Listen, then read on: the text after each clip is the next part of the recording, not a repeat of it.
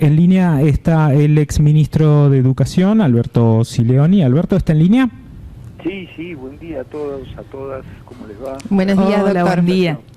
Buenos días, doctor, un gusto. Buen día a todos. Gracias. Bueno, estamos hablando con el ex ministro de Educación desde el 2009 a 2015, el ex ministro de Educación, como solemos decir, de Cristina. Perdón, doctor, usted tiene entidad propia, pero es inevitable nombrarlo de esa manera. Un ministro de Educación que gracias por su tiempo, por su amabilidad. Bueno, hay varias preguntas que queríamos hacerles. En primer lugar, presentarlo. Usted fue uno de los responsables del Plan Conectar Igualdad, ¿no? Sí, una decisión de la presidenta, de la magnitud que después tomó el plan. Fuimos los responsables, digamos, pedagógicos, junto con el Ministerio de Planificación, que hacía tareas de tendido de redes y de piso tecnológico, ANSES, que compraba los equipos, pero sí, tuvimos la responsabilidad, digamos, pedagógica del trato con estudiantes y docentes, ¿no? Sí, leí por ahí que esto comienza con el ANSES, pero luego se traslada al Ministerio de Educación. Y leí también que son 5,5 millones de netbooks que se repartieron en su momento. 5.400.000 en todo el país, para todos los estudiantes de las escuelas secundarias, para los estudiantes de los institutos superiores de formación docente, para los muchachos, los niños y las muchachas con discapacidades, de las escuelas especiales. Para muchos fue el primer acceso a una computadora. Y es interesante esa reflexión. Si uno hace foco en los sectores más carecientes, para más de la mitad de los muchachos de los sectores más carecientes fue el primer acceso a una tecnología, y eso es muy impactante, ¿no? El Estado proveía una tecnología, esa netbook se abría en la mesa familiar y era algo que servía para los estudiantes, para sus hermanos, para sus padres. Eso también tiene un valor simbólico que para nosotros es muy significativo, y la verdad que era uno de los valores del programa, ¿no? Sí, esto el plan comienza en 2010, después en 2015, bueno, luego es arrasado. Pero ¿por qué le digo esto, doctor? Porque esto en estos momentos tiene plena vigencia, en estos momentos de pandemia, en donde las clases no pueden ser presenciales. ¿Qué piensa usted? ¿Piensa que después de lo que dijo el gobierno posterior, en donde se encontraron todas esas netbooks secuestradas, tiradas, y donde el plan fue desmantelado, es tan evidente ahora la importancia, ¿no?, de la conectividad para los pibes, para todos los pibes en estos momentos, ¿no? Qué importante hubiera sido poder continuar con ese plan. Coincido plenamente, era importante antes y hoy nos damos cuenta que adquiere una importancia extrema, ¿no? Acá tenemos muy cerca el caso del Plan Ceibal uruguayo, que arrancó antes que el nuestro y no se discontinuó. Bueno, está bien, Uruguay es un país de 3 millones de habitantes, pero la continuidad de las políticas es muy importante para su sostenimiento, ¿no? Allá cuando nosotros dejamos el gobierno, por supuesto que había que hacer algunas modificaciones, siempre una política pública de las dimensiones de esas, y en un país tan grande, tan federal como el nuestro, merecen algunas modificaciones y ajustes. Sí, siempre es mejorable, por supuesto. Usted usó una palabra definitiva, que es arrasaron con otras políticas. Y yo tengo una interpretación, que es que arrasaron, no, por supuesto, no por ninguna circunstancia financiera o de inversión, arrasaron porque el plan Conectar Igualdad, junto con otras cosas, eran como un emblema del gobierno popular. Y el neoliberalismo fue a los emblemas, fue a los satélites, fue a a Samba, a Tecnópolis, a todo aquello que constituía un elemento que habían entrado muy fuerte, ¿no?, en la gente. Sí, es curioso porque siempre se caracterizó este gobierno de tecnócratas, siempre nos hacían pensar como que no manejaban el símbolo, como que no le daban importancia, pero en realidad a la hora de ir a tirarlo abajo, lo podían entender perfectamente el símbolo. Qué interesante esa reflexión, ¿eh? No manejaban. Ay, doctor, no me diga eso, me sonrojo, doctor, no me diga eso, por favor. Lo manejan como expertos. Sí. Lo manejan como expertos. Cuando uno dice el odio es ciego, no, el odio no tiene una claridad, el ojo del odio que ustedes lo ha dicho, ¿no? Sí, porque sí, pero saben, usted vio, saben aquello. Sí, pero usted vio que el corazón de la gente, saben la importancia de la educación para modificar conductas. Por eso licuaron el pasado, por eso te sacaron los próceres de los billetes, por eso avanzan en bienes simbólicos que para la sociedad son muy importantes, o sea que los conocen muy bien, yo coincido con esa interpretación. Sí, pero lo curioso es que siempre era bajo un semblante de ingenuidad en donde esto como que el símbolo no tenía la mayor importancia, parecía que realmente creían en esto, como que ellos realmente creían lo que nos querían vender, pero bueno, a la hora, después cuando se ocuparon de ir cortando cuestiones, quedó claro que iban muy que lo tenían bastante claro. Doctor, ¿qué piensa usted en estos momentos de la educación en épocas de pandemia? ¿Cómo lo estamos viviendo? Yo tengo 3 pibes, veo que los docentes están dejando todo para hacer lo posible. ¿Cómo ve usted la situación en estos momentos? Y coincido de nuevo, ¿no? Nosotros tenemos una gratitud a los trabajadores de la salud que va a ser eterna, ¿no? Ojalá que no sea solo un aplauso desde un balcón un rato, que quede esa gratitud, pero también una gratitud a los educadores que están trabajando denodadamente, que es un trabajo mucho más difícil, me toca en parte, ¿no? Porque sigo siendo docente de una universidad y tuvimos que aprender rápidamente cuestiones que había que aprender, evidentemente.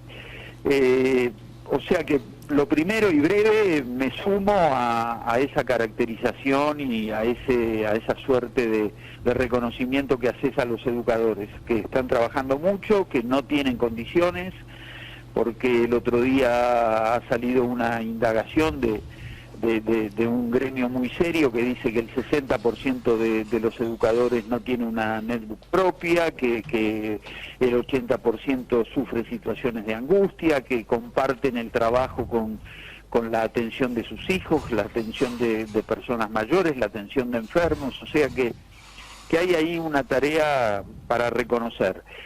Creo que la pandemia indudablemente tiñe todo, se lo lleva todo, impide la implementación de políticas que el gobierno tenía y considero que lo instrumental, aquello que tiene que ver con esos protocolos que anuncian la vuelta, están bien hechos, no me meto tanto en eso, pero pienso también que habrá que pensar no en el día después, porque no va a haber un día después, pero sí en un mundo de la pospandemia a final de este año, hacia allí se iba a dirigir mi pregunta, ¿no? Y eso tiene que ser con tecnología. Yo creo que va a haber un mestizaje entre las didácticas y las metodologías que veníamos teniendo y estas nuevas, y eso exige adecuaciones, exigirá la distribución de tecnología, exigirá que los docentes puedan acceder a netbooks con créditos largos y blandos. Bueno, ojalá que podamos armar ese mundo que viene, ¿no? El paradigma en el tema de educación se está moviendo obligatoriamente, digamos, han surgido para cualquiera en estos momentos, hasta hace unos meses nos hablaban de Zoom, Meet, y un montón de plataformas que han ido apareciendo y la importancia de la conectividad. Yo me vuelvo insistente, pero bueno, estoy hablando con usted que fue el gran responsable de esta época tan feliz que tuvimos algunos, si hubiera de continuarse, porque yo lo leí también a usted en una nota en donde decía, cuando usted recién hablaba de Uruguay, que Uruguay además tenía una característica diferente, muchas características diferentes, pero una de esas a la hora de la conectividad era que es un país plano y nosotros tenemos una geografía que hace que además bueno, es muy interesante lo que usted está planteando de ofrecerle créditos blandos a los docentes, o sea, de que vuelva la tecnología más allá de un gobierno que está muy presente, la conectividad en términos de, qué sé yo, acá hay localidades pequeñas que los pibes no se pueden conectar y no tienen... Sí, por supuesto. Yo creo que ahí tiene que venir una actitud muy fuerte del Estado en términos de la conectividad, en términos de acercar conectividad gratuita en escuelas, gratuita por lo menos para la institución, que se haga cargo el Estado en las universidades. Hay dos docentes acá que se les está piantando un lagrimón. No pueden creer que volvamos a escuchar una cosa así. Estábamos ya habíamos bajado los brazos. Podamos hacerlo, va a quedar un Estado económico exhausto, pero yo creo que también aún en las crisis hay prioridades y ojalá que esta sea una prioridad. No pienso para resolverlo en el 2021, pero sí pienso que un Estado se puede permitir pensar que en los próximos 3 años, en 2 gestiones de gobierno, todos los chicos tienen que tener su tecnología. Ya no sé, porque no soy un especialista, no sé si lo que debiera hacer es una netbook u otra tecnología. Sí, hoy en día... Porque lo veo en la universidad es que hay muchachos y muchachas que leen 100 páginas en un celular y eso a mí no me parece posible. Sí, y nosotros lo que vemos muy difícil. Desde este lado son mamás que tienen un teléfono muy precario y muy provisorio, saturado de aplicaciones a las que el teléfono no llega y de cantidad, o sea, a ver, el mensaje es, vieron que las netbooks eran importantes, eso es lo que me gustaría dejar en claro, doctor, eran importantes. Sí, por supuesto, eran porque imprescindibles, claro, pero después de igualación social. Exactamente, Totalmente. pero después escuchamos un presidente que dijo que algo que no sé, que era como dar carne o tener asado, no me acuerdo cuál fue lo que dijo. Como repartir asado y no tener parrilla, una pavada como esa, dijo como para sacarse el tema de encima. Leí por ahí que estuvo reunido con el ministro Trota. Sí, cada tanto y bueno, reconozco que está haciendo una tarea muy difícil, la verdad que uno, cuando le adjudican una responsabilidad tan importante como un ministerio, sueña, tiene proyectos y al ministro como al resto del gobierno en el medio de ese comienzo le llegó este cataclismo biológico, pero bueno, considero que lo están haciendo muy bien, que es el camino que hay que hacer, y que hay que aceptar la cuarentena y que hay que aceptar también que nuestros chicos se queden un poco más en casa, que habrá tiempos para la vuelta y la vuelta debe ser una vuelta muy amable. Hay algunos sectores siempre, los sectores anticuarentena son los que también quieren evaluar el primer día, esa cosa siempre clasificatoria, y yo creo que hay que hacer mucha tarea de escucha, hay que escuchar a los chicos, hay que permitirles que elaboren el duelo, que nos cuenten, hay que mirar con atención a un colectivo que para mí es el que más sufre este confinamiento, que son los adolescentes. Pero bueno, eso los padres y los docentes están capacitados para hacerlo, confío en que eso se va a hacer. Ni los padres no sé si estamos tan capacitados, estamos como aprendiendo y superados por la situación. ¿Piensa que va a haber una vuelta a la escuela? ¿Se imagina cómo puede llegar? No pretendo que se comprometa en una cuestión adivinatoria, pero desde su experiencia, desde lo que usted piensa, desde su opinión, ¿cómo piensa que va a ser la vuelta al colegio? Como dice usted, amablemente. Viviana, tiene que ser una vuelta donde fluya la humanidad, donde dejemos, no son frases de ocasión, donde dejemos hablar a los chicos, donde los escuchemos, donde les preguntemos. Vienen de una experiencia muy impactante, creo que hay que utilizarla pedagógicamente, y creo que también hay que construir, robustecer ese vínculo, ¿no? El otro día hablaba con un director que me decía, uy, qué ganas que tengo de verlo a los chicos y decirles cosas lindas. Y yo creo que va por ahí. También creo que a veces cuando estamos con ellos no les decimos cosas lindas, que tenemos que esperar que venga una pandemia para decir, uy, qué ganas de decirle cosas lindas. Viene la pandemia y te enteraste de que era importante conectar igualdad. Bueno. No, nosotros lo sabíamos desde el principio, doctor, ¿eh? No. ¿Cómo? Nosotros lo sabíamos desde el principio que era importante. Hablemos de un sector.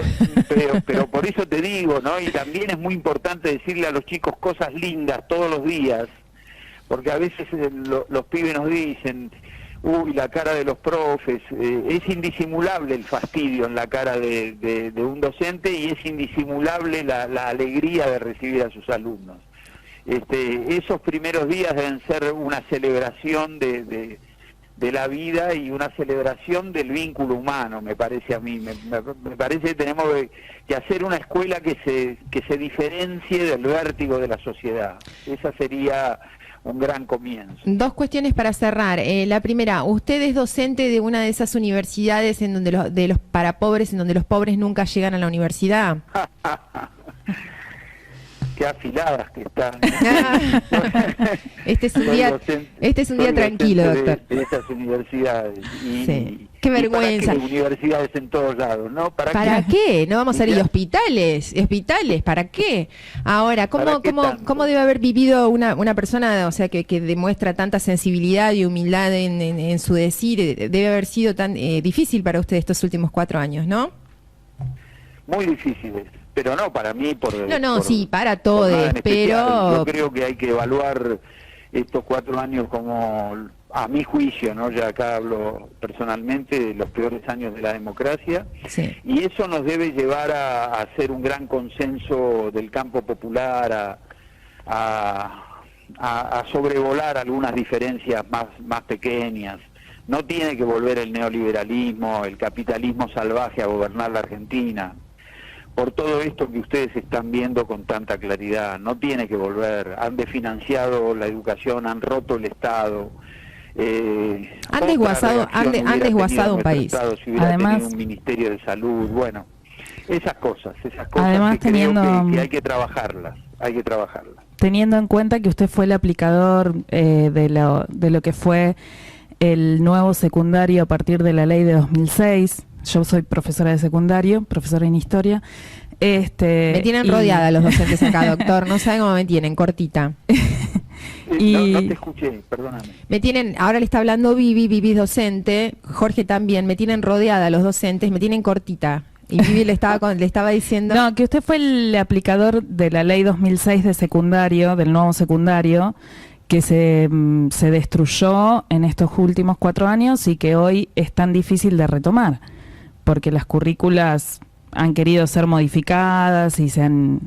Yo creo que esas cosas hay que restablecerlas. Se rompió eso, se rompió el plan Fines, dejaron de distribuir libros, no se inauguró una sola escuela y la provincia de Buenos Aires, donde están ustedes, quizá no la localidad de ustedes, pero no, sí, acá cerraron, 90.000 chicos de 4 años fuera de la escuela que debieran estar adentro. Reconstruir la infraestructura, porque no puede haber distanciamiento social en una infraestructura indigna. Bueno, todo eso hay que recuperarlo, hacerlo, y tengo confianza de que lo podamos hacer. Tengo confianza del gobierno y tengo confianza de los docentes, de la sociedad, de una vuelta a una sociedad más del vínculo y no del hiperindividualismo, ¿no? Doctor, muchísimas gracias por su generosidad, por su palabra, por su disposición. Y antes de despedirnos, le digo que lo veo como muy en agenda y muy comprometido. Lo vamos a ver en los próximos años de gestión por algún lado. Ha sido tan valioso lo que usted ha hecho desde su ministerio. ¿Se lo tiene pensado retornar? Una pregunta un poco así amarillista la mía, pero veo cholula. No, estoy dando clases. Está dando clases en una universidad en esa universidad de pobres para la gente que nunca va a llegar a la universidad. Claro, estoy ahí, estoy bien y hay otras generaciones muy interesantes que vienen empujando, como ustedes, que han estado bien afiladas. Me encanta, me han tirado algunas ideas de mucha agudeza interpretativa. Yo les agradezco mucho el contacto. No, muchísimas gracias. Ojalá podamos volver a hablar con usted. Ha sido un gusto, doctor. Muchas gracias. Muchísimas Buenos días. Gracias a ustedes.